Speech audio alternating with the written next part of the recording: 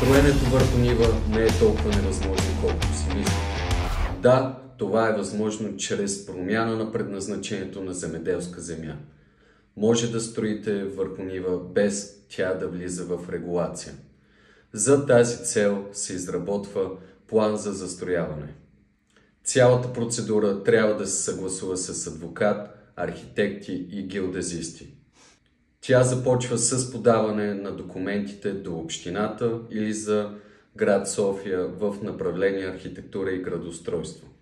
Прави се искане за издаване на разрешение за изработване на план за застрояване.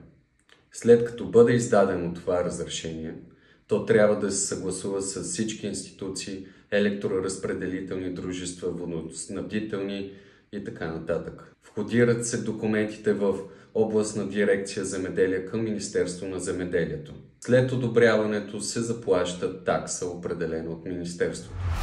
Сигурно се питате каква е разликата между вкарване в регулация и промяна на предназначението. В първия случай имотът ви ще се води урегулиран поземлен имот. Във втория случай ще бъде поземлен имот за жилищни нужди, ако искате просто да си построите къщата. Да, промяната на предназначението не е евтина процедура, но със сигурност е по-евтина и по-бърза от вкарването в регулация. Средно тази процедура трае между 1 до 2 години и половина-3. Ако вие имате такъв имот в София област и искате да строите върху него, обърнете се към мен.